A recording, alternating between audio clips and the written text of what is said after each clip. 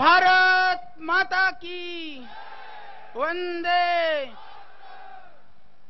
इस मंच पर विद्यमान महान हस्तियों के साथ में इस देश की विभिन्न संस्थाओं ने इस अभियान को सब तरह से सहयोग और अपने आप को इसमें सर्वतमना संलग्न करने का संकल्प लेते हुए शुभकामनाएं प्रेषित की है। आज उपस्थित होना था निवर्तमान शंकराचार्य परम पूज्य स्वामी सत्यमित्रानंद जी महाराज, बहुत आयु वृद्ध हैं इसलिए नहीं आ पाए। उनका भी आज श्री श्री रविशंकर जी आर्ट ऑफ लिविंग से आपको भी यहां पधारना था, किन्हीं कारण से आप नहीं आए, पर आपने इस कार्य के लिए आगे बढ़ने के लिए साथ और शुभकामनाएं प्रेषित की हैं। और समय कम है, सभी बहुत सारी संस्थाएं, कम से कम सैकड़ों संस्थाओं का नाम, उनका लिस्ट मेरे पास है। मैं तो ऐसा मानता हूं भ्रष्टाचार और काला धन यह बेईमानों का काम है, तो बेईमान भले ही साथ न दे, ईमानदार सभी संस्थाएं, इस भारत वर्ष में रहने वाला प्रत्येक बच्चा इस अभियान के साथ में है, क्योंकि इस देश को वह काला धन और भ्रष्टाचार मुक्त करना चाहता है।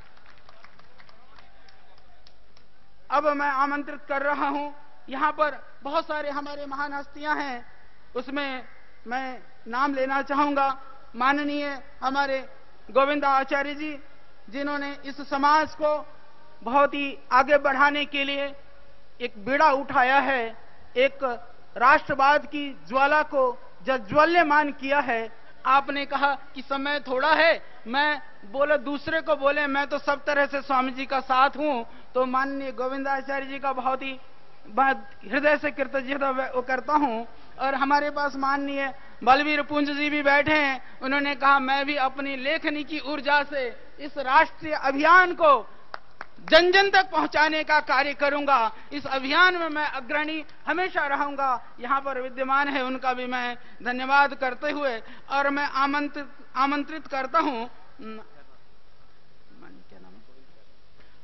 श्री गोविंद राव खैरनार जी, जिनको GR खैरनार के नाम से ज्यादा जानते हैं, और उनको वन मैन आर्मी के रूप में, जिन्होंने मुंबई नगर निगम के पूर्व आयुक्त रहे हैं और अतिक्रमण के विरुद्ध, भ्रष्टाचार के विरुद्ध आपने बहुत कार्य किया है। माननीय खैरनार जी से मैं कहूंगा 2 मिनट में अपनी बात रखें।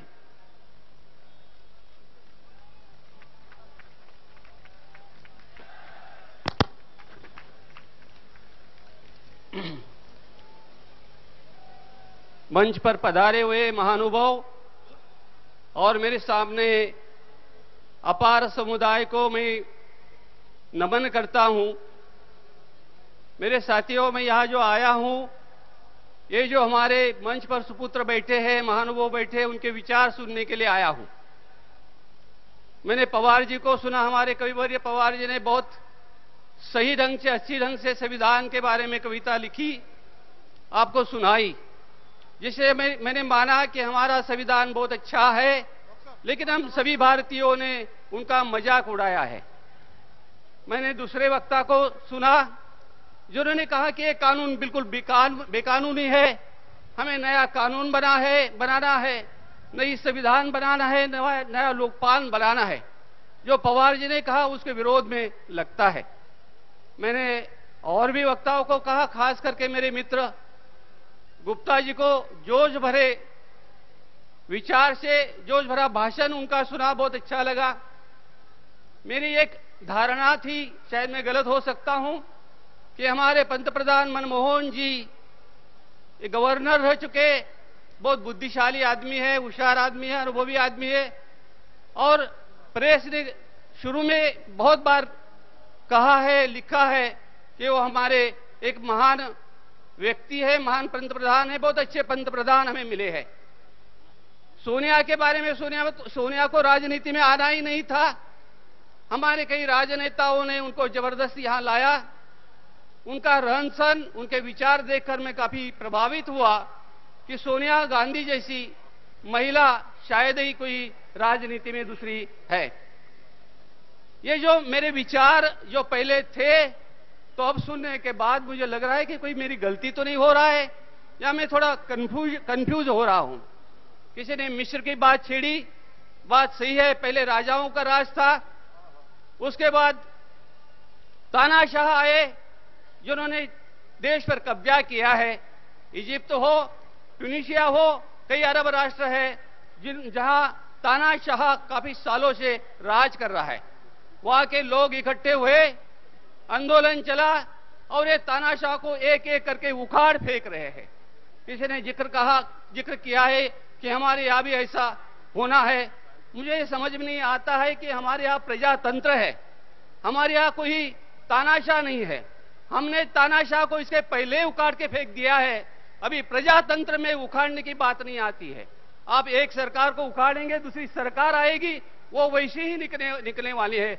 जब हमारा पूरा देश का चरित्र खराब हो गया है तो हम किस पर भरोसा रखें, किसको लाए और किसको निकाले?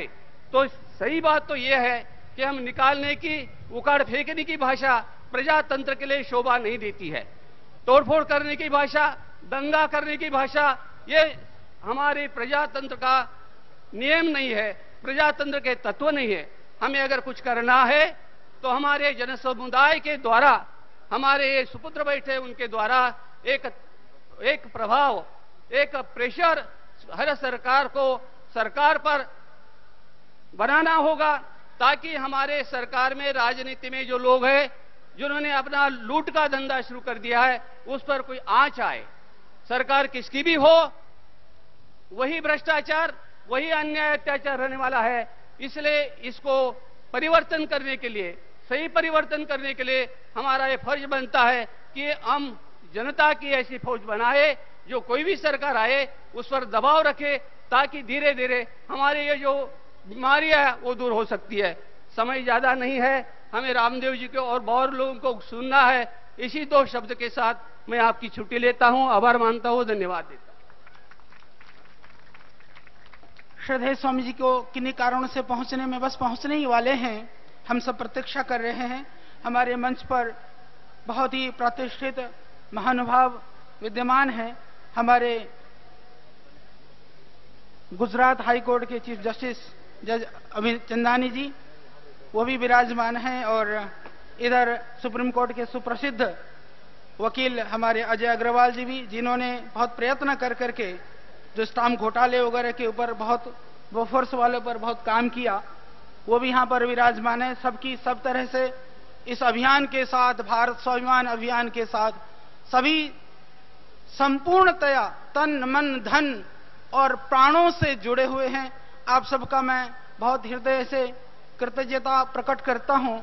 और यहाँ पर हमारे परम पूज्य श्रद्धेय वंदनीय गुरुदेव आचार्य बलदेव जी महाराज भी हैं, जिनके आशीर्वाद से, प्रेरणा से इस अभियान को एक मंत्र प्राप्त हुआ। आचार्यवर का भी मैं हृदय से प्रणाम करता हूं। यहाँ पर माननीय गोपाल मणि जी महाराज हैं, उनको भी मैं बहुत ही हृदय से, वो परम गोभक्त, गो कथा करते हुए पूरे राष्ट्र के अंदर एक जागृति आप ला रहे हैं। आपको भी हृदय से वंदन करता हूं। मैं सभी संतों की ओर से, यहाँ पर परम पूज्य संत बहुत ही इस भावना से श्रद्धेय स्वामी जी की इस मिशन के प्रति अपने आप को सर्वत्मना सम्मिलित करते हुए स्थूल रूप से भी यहाँ पर उपस्थित हैं। सभी को नमन वंदन करते हुए सभी संतों की ओर से परम पूज्य आचार्य विजय कौशल जी महाराज जी से मैं कहूंगा कि 2 मिनट का आप आशीर्वाद सबको दे दें।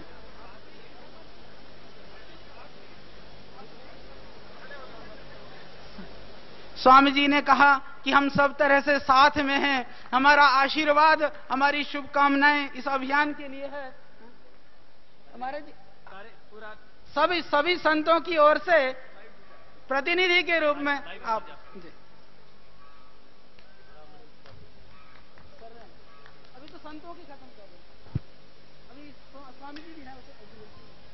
मंच पर विराजमान सभी महापुरुषों के साथ भारत के स्वाभिमान का संकल्प लेकर पधारे आदरणीय बंधुओं और बहनों, इस विशाल मंच से योग ऋषि बाबा श्री रामदेव जी को मैं धन्यवाद, बधाइयां, शुभकामनाएं और सहयोग देना चाहता हूं, जिन्होंने दूसरे महाभारत के युद्ध की घोषणा की है। आज की जो देश की परिस्थिति है वो महाभारत के समय की पुनरावृत्ति उसकी हुई है। उस समय भी इस देश का राजा अंधा था और भारत की अस्मिता रूपी द्रौपदी का चीरहरण होते रहा। लेकिन आज का दुर्भाग्य ये है, उस महाभारत का राजा केवल अंधा था, लेकिन आज का शासक अंधा भी है और बहरा भी है। उसको दिखाई भी नहीं दे रहा है और सुनाई भी नहीं दे रहा है। आंखों के नीचे भ्रष्टाचार हो रहा है, दिखाई नहीं दे रहा है, और सारा देश चीख रहा है, इसकी सुनाई भी नहीं दे रहा है। और इसलिए बंधुओं, ऐसे शासन को, ऐसे शासक को, ऐसी नीतियों को, ऐसी नीयत को, ऐसे विधि को, ऐसे विधान को, ऐसी व्यवस्था को और ऐसी अवस्था को उखाड़ने की आवश्यकता है। और सदाचारी स्वाभिमानी अवस्था और व्यवस्था इस देश में स्थापित हो, इसकी आवश्यकता है। और इसका शुभारंभ योग ऋषि बाबा रामदेव जी ने किया हुआ है।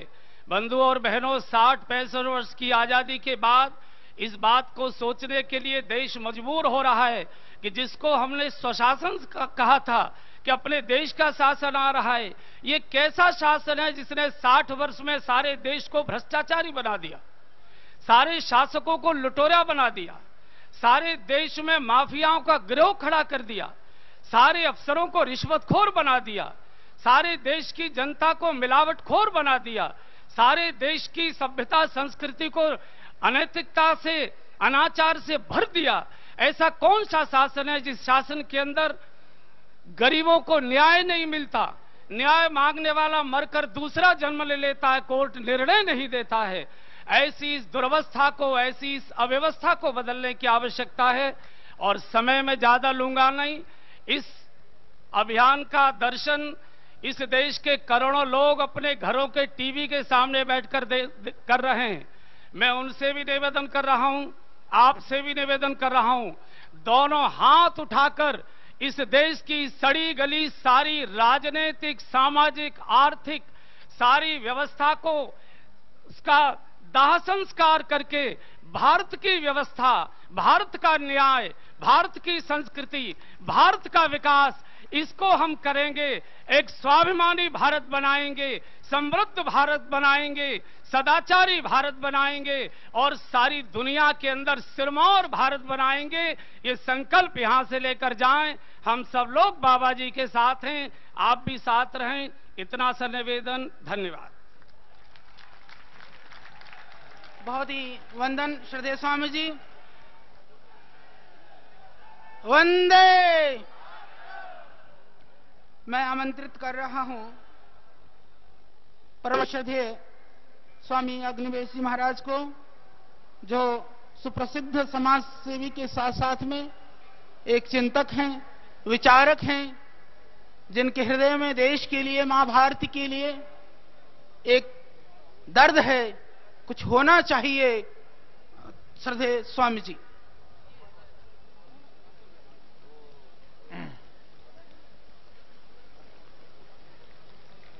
आज महर्षि दयानंद का जन्मदिन और शहीद चंद्रशेखर आजाद का बलिदान दिवस। आइए हम सब मुट्ठी बंद करके नारा लगाएं, महर्षि दयानंद अमर रहें।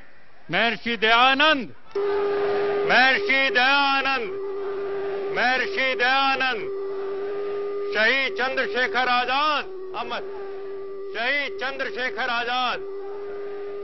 सारे देश के उन शहीदों को याद करते हैं हम आज, सारे देश के उन महापुरुषों को याद करते हैं हम आज, और एक संकल्प जगाते अपने दिलों के अंदर कि एक नया भारत, भ्रष्टाचार मुक्त भारत बनाने के लिए हम अपने जीवन की बड़ी से बड़ी आहुति देने के लिए तैयार हैं। स्वामी रामदेव जी ने जो अलख जगाई है, आज उनकी आवाज के साथ आवाज मिलाने के लिए, कदम से कदम मिलाने के लिए लाखों लाखों लोग अपने खर्चे पर अपना समय निकाल करके इस रामलीला मैदान में इकट्ठे हुए हैं और यहां से पार्लियामेंट की तरफ भी कूच करने के लिए तैयार हैं। आज जितने लोग यहां पर इकट्ठे हैं, जब 30 जनवरी को हम यहां पर आए थे इंडिया अगेंस्ट करप्शन का बैनर लेकर के, उस समय 25,000